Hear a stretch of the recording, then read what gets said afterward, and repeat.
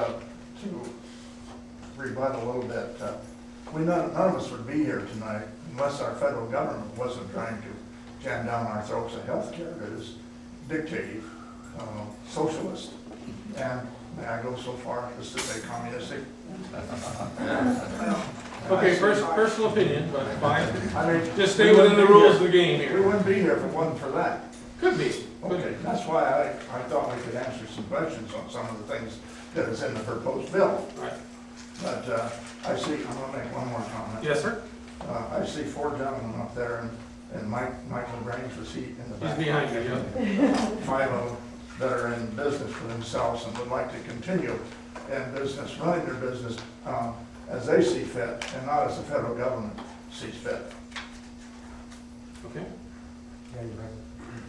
All right, I'll just make a comment on the, 1 minute. on the lobbyists, on the lobbyist thing, and they say, well, the lobbyists for the drug companies and lobbyists for the insurance companies, but also there's a real strong lobby wanting certain things, and that's some of the unions.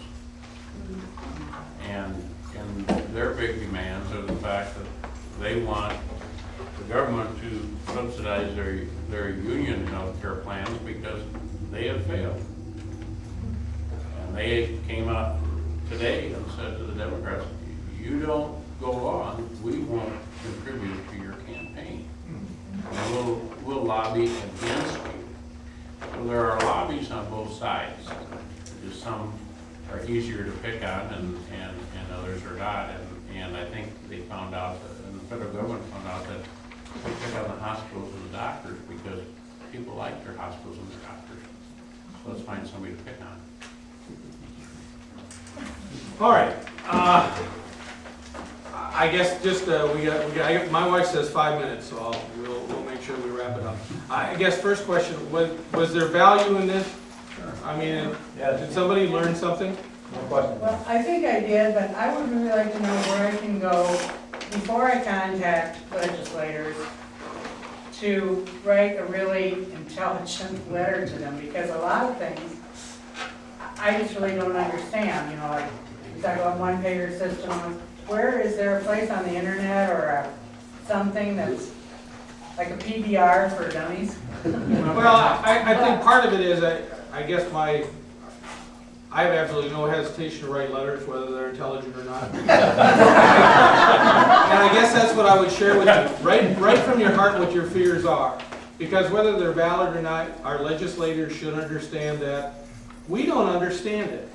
And so if you don't understand what's going on, I see it as an obligation. I'm talking personal opinion, okay? I'm not trying to attribute anything to these guys. My personal opinion is that they should be able to provide someone to chat with you, to reassure you on where their point of view is. I'm gonna take a point of privilege just because I promised Congressman Boswell that I'd have this conversation with you tonight. I attempted to participate in his call-in last night on the healthcare thing. He's had one meeting in Sigourney. I'd have to shut my business for a day. I can't afford that. He's got another meeting scheduled in Des Moines. Again, I'd have to shut my business for a day. I can't afford that. So he insisted that, and on his webpage said, call into my office, we'll put you on the list, we'll call you at 6:30 Wednesday night.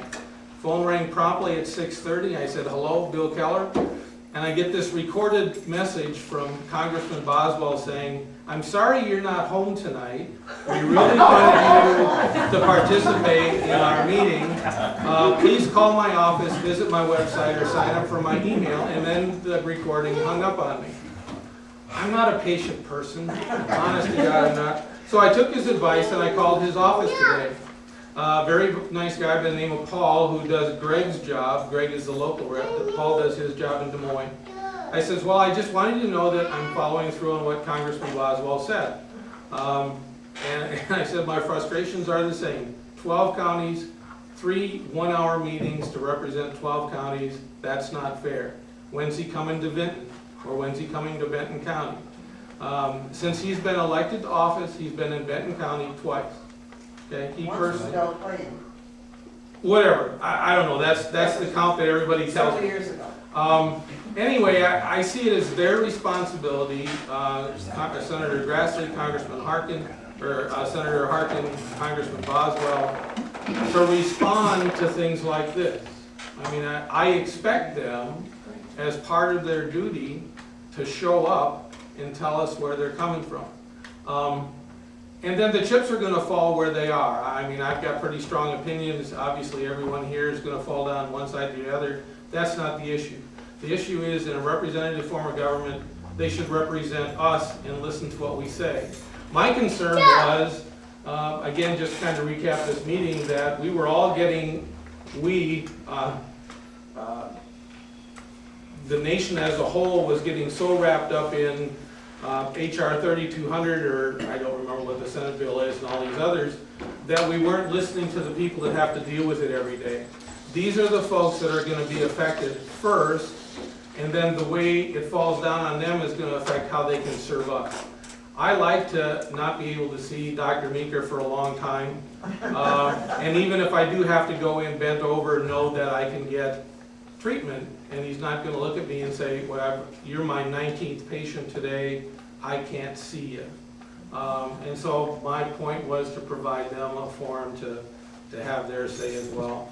Sir, Did you invite Boswell or 3 any times. representative? 3 here? times, Come here. 3 times. Why didn't they want to come? Well, you're gonna have to ask them. Greg's comment was, well, I don't know, I asked him what Boswell's positions were on all these things. And he says, all I do is gather information, I can't speak for Congressman Boswell. Let me say something. A couple of us went to see Boswell, representative, when was it, Barry? Monday, He was supposed to, anyway, Craig was supposed to be here. We waited inside 10 minutes, didn't know what was going on, looked out there, he was on a cell phone. We went out and asked him when he was going to his boss. He talked for another 20 minutes and didn't get to the library, so I left. I might have stayed, but it seemed to me that, you know, he really wasn't interested to come in and talk to anybody at that time. So that also makes me wonder what kind of, you know, well, what would it mean to you if you were supposed to show up at a meeting and they didn't come?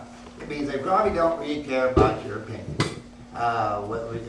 He didn't necessarily know who was inside. There were 4 or 5 of us, or 6. A couple of people started to talk, and immediately someone said something that was, okay. Weed stuff here. Okay, I'll stop right here. All right. And maybe we can then talk individually to people or whatever you. All right, I wanna, we'll open it up for discussions I went to the after. Sigourney meeting. Can I report on that a minute? Oh, yeah, sure. Okay. My wife and I went down there, drove all the way down, it's almost 100 miles to Sigourney from here. And got down there, people were lining up outside, and of course it was about 85 degrees that day, and the week ago today, by the way. And after a while, about 15 minutes, why they started calling names. Now, we were in the public library, the city public library, and there was only room for 36 people in their seats. And they started calling names after a while. They called 36 names, and that was it. However, there was enough pressure put on, and the deputy sheriff and the local police were there too, but they didn't have to use any force or anything. Nobody got out of hand, but That's too a bad. few of the people just go ahead and stand around like on the wall and listen, but there was about 50 of us that couldn't get in at all. And The 36 people, though, that were allowed to come in were union people, Obama supporters, and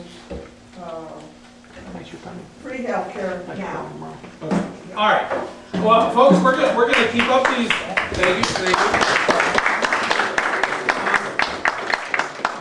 Just so you know, if you're interested on being on our mailing list, please put your email address back here.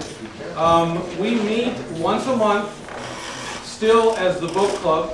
The current book we're working on is called The Forgotten Man, okay? It's about the 1932 Depression and steps that led to it. And if you read that book and compare it to what's going on today, it's going to make you nervous. But anyway, that's the book we're reading. I suspect we'll have another one of these throughout the fall. We'll kind of see how things go. If any of you have topics you'd like to suggest, please do that. Thank you much. If we